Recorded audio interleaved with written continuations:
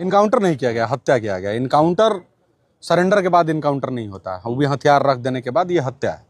जिन लोगों ने भी किया उन्होंने हत्या की है, इनकाउंटर नहीं है। पुलिस का पहले काम क्या है? डराना कि उस किसी भटके हुए व्यक्ति को, अगर आपके नजर में पहले वो भटका हुआ व्यक्ति नहीं है, पहले इस बात को बहुत क्लियर है।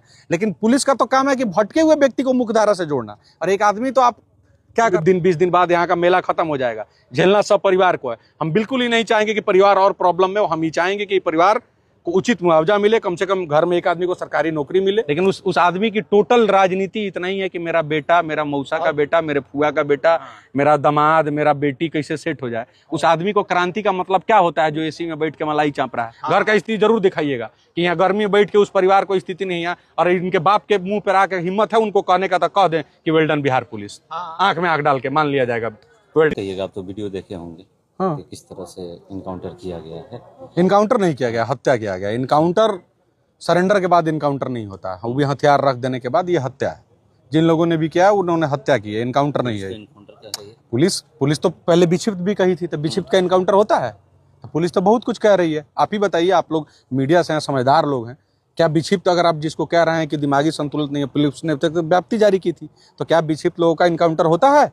सरेंडर के बाद नक्सली जब अपना हथियार देते हैं उनको, जो मुख्य धारा से, पुलिस का पहले काम क्या है? डराना कि उस किसी भटके हुए व्यक्ति को, अगर आपके नजर में पहले वो भटका हुआ व्यक्ति नहीं है, पहले इस बात को बहुत क्लियर है। लेकिन पुलिस का तो काम है कि भटके हुए व्यक्ति को मुख्य धारा से जोड़ना। और एक आदमी तो आप क्या कर रहा था? आम जन का आवाज उठा रहा था, कोई जो करप्शन है उसका पोल खोल रहा था, यही ना? सारी गलती तो इतना ही है। और मैं अभी तक जो समझा हूं, कल तक उस व्यक्ति को सब कुछ पता था, क्या होगा, क्या होने वाला है। और वो जो आप हथियार देख रहे हैं ना, वो कोई नादानी में किया गया हरकत नहीं है, नादानी में किया गया हरकत नहीं है। उसको पता है कि हम जो 2 साल 4 साल से लोगों के में ज्ञापन सौंप रहे हैं, पुलिस के यहाँ जा रहे हैं, ये अब किससे कोई नहीं सुन रहा है।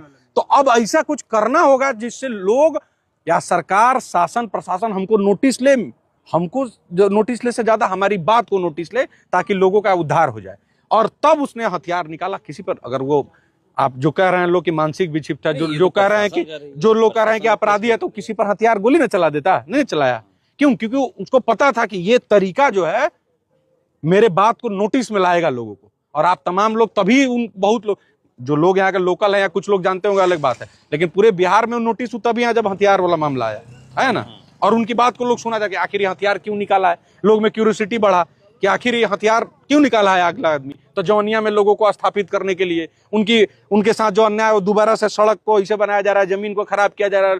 पिछला बार पूरा घर का घर, सैकड़ों लोग रोड पे आ गया, उनकी लड़ाई लड़ रहा। ये बात नोटिस में कब आया? जब वो आप लोगों ने देखा कि हथियार निकाल लिया, तो उनको ही पता था। और लास्ट में उसने ये भी कर दिया कि ये लीजिए हथियार, आपने मेरी बात मान ली, मेरा उद्देश्य खत्म हो गया, हम अपराधी नहीं हैं। लेकिन सरकार ने उसमें, लेकिन फिर भी हम जितने भी लोग हैं उनसे यही कहेंगे, इस लड़ाई को लोकतंत्र में बहुत लोग आएगा कि अरे ये तो बहुत नॉर्मल बात है।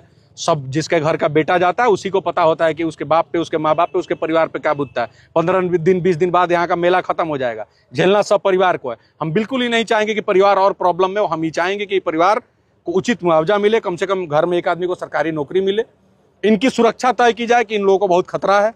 साथ ही साथ अगर आप बहुत प्रबुद्ध हैं, तो अगर आप आर्थिक पैसा वाले हैं, तो आर्थिक मदद करिए, जितना सक्षम है करिए, क्योंकि लड़ाई जो है पैसे से लड़ा जाता है। और अगर आप कानून व्यवस्था में वकील हैं, कहीं हैं, तो आप लोग उसको फ्री में इस केस को लड़िए और उनके दोषियों को सजा दिलवाइए, यही उचित न्याय है। साथ साथ उनका जो सोच था कि जौनिया के लोगों को जो जिस चीज की लड़ाई लड़ रहे थे, उसको उचित तरीके से किया जाए और वहां उनकी स्मारक बनाया जाए, उनका द्वार बनाया जाए। और जौनिया के लोग जब स्थापित हो जाएंगे तो ऊपर बैठ के उनको संतोष होगा कि हम जो जिस चीज की लड़ाई लड़ रहे थे वो हुआ। आप यहाँ पर आए हैं, आखिरी सवाल है, आप यहाँ पर आए हैं, परिजन क्या बोले आपसे? परिजन कुछ तो बोले होंगे ना कि किन किन परेशानियों का सामना। मैं ये परिजन की बात ही कह रहा हूँ। परिजन का कहना इतना ही है कि मेरा बेटा आतंकवादी क्रिमिनल नहीं था, मेरा बेटा लोगों की लड़ाई लड़ रहा था, वो नहीं है, लेकिन उसकी सोच जिंदा रहनी चाहिए। परिवार को खतरा लोगों से नहीं, पुलिस से है। तो पुलिस ये सुनिश्चित करे, शासन प्रशासन ये सुनिश्चित करे कि उनके परिवार को आगे खतरा नहीं होगा। ये और हम लोग ये सुनिश्चित करें कि उनका एक बेटा चला गया तो उनका परिवार कैसे बढ़िया से रहेगा। हमारे हिस्से का जो था हम कर दिए हैं। हम तमाम लोग इसलिए ही बात को कह रहे हैं, कोट कर रहे हैं, क्योंकि कोई भी लड़ाई बिना पैसा के नहीं लड़ा जाता है। कल इनके घर में कोई कमाने नहीं जाएगा, घर वही डिस्टर्ब रहेगा ना, भोजन कैसे होगा। ये बात की अगर वो हमारी लड़ाई लड़ रहा था तो हमारी जिम्मेवारी है कि इनका परिवार कैसे अच्छा से रहे, इनका खाना कैसे अच्छा से हो, इनका इलाज कैसे अच्छा से हो, इनका जीवन कैसे अच्छा से हो। इसलिए जब आइए तो अपने हिस्से का जो कर सकते हैं वो करके जाइए, वो अपनी आखिरी सहयोग करके शरीर सेना को दान करने के लिए भी बोले थे कि सेना को दान कर दिया जाए। अरे भाई क्रांतिकारी विचार उस, देखिए मैं फिर से कह रहा हूँ, एक्शन कुछ लोगों के हर एक्शन जब आप करिएगा तो कुछ ना कुछ तो गलत होता ही है। उनका एक्शन पे आप सवाल उठा सकते हैं लेकिन इंटेंशन पे कोई सवाल नहीं। इंटेंशन सिर्फ इतना था कि लोगों का भलाई हो, इसलिए उस व्यक्ति को सैल्यूट है। हम तमाम लोग से फिर से रिक्वेस्ट करेंगे, आप आइए, कोई ऐसा बयानबाजी हुल्लड़बाजी मत करिए जिससे प्रशासन को मौका मिले और परिवार और डिस्टर्ब हो। आप अगर आप सहयोग करना चाहते हैं तो जिस विभाग में आप हैं उस तरह से सहयोग करिए। आर्थिक कर सकते हैं आर्थिक करिए, इनकी बात को सरकार तक उठा सकते हैं, मीडिया में है, लिख सकते हैं, बोल सकते हैं, बैठिए, धरना प्रदर्शन कर सकते हैं शांतिपूर्ण, वो करिए, पैसा दे सकते हैं दीजिए, केस लड़ सकते हैं मुफ्त में वो लड़िए।